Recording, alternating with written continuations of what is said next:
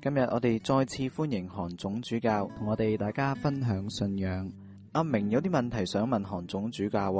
不如我哋聽下佢問啲咩問題。韓總主教啊，我咧真係好多時咧都去探下啲老人院啊，或者醫院啊，有時見到一啲咧老人咧，佢插晒喉，有啲咧就係病咗好耐，咁啲家人咧都係好無奈啊，有啲咧就建議咧要安樂死。我哋成日講天主係好仁慈、好愛，點解仲要佢磨難咗咁耐咧？OK， 呢度有兩個層次，先講下咧，就係我哋人個個都要面對死亡噶。咁到最關鍵時刻，有即係唔少人可能佢因為重病啊，因為係可能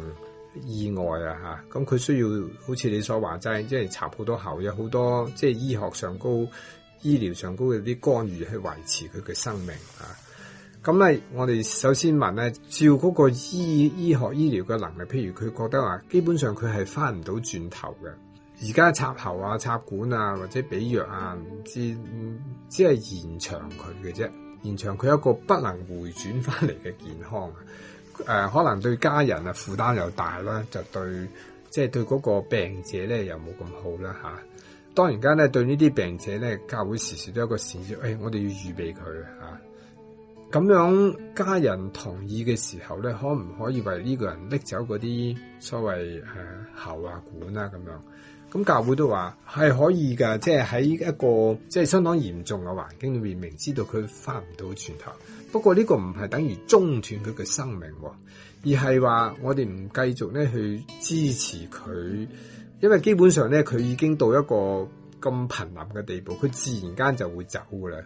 咁我哋唔需要額外嘅咁多嘅插喉插管啊，嗰種嘅支持，使到佢即係延續多可能，只不過係個好短嘅時間啫。但係咧所用嘅即係費用啊、擔憂啊，都好多不便嘅嘢喺度。好啦，什麼是安樂死咧？有啲好強烈嘅例證嘅，一啲人咧佢年紀大咗啦，佢開始咧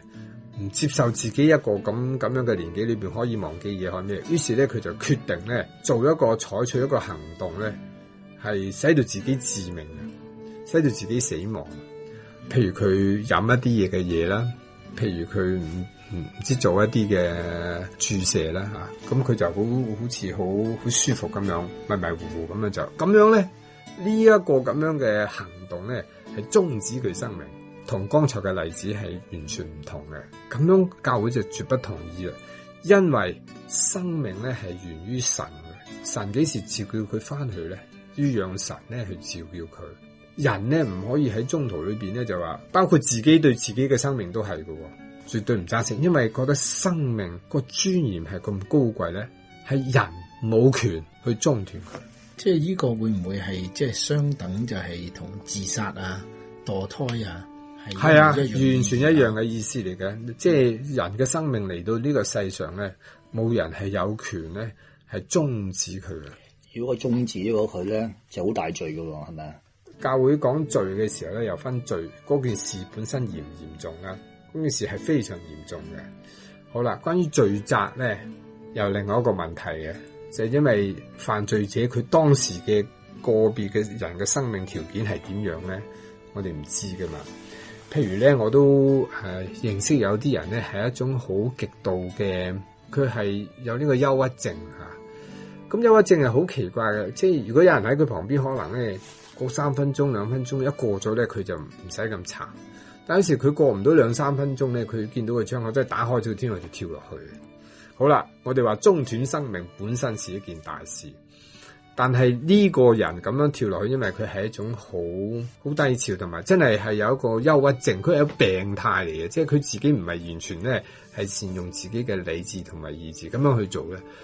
咁我唔覺得佢真係自殺嘅。今日嘅時間都差唔多，多謝韓總主教嚟同我哋分享，下一集再會。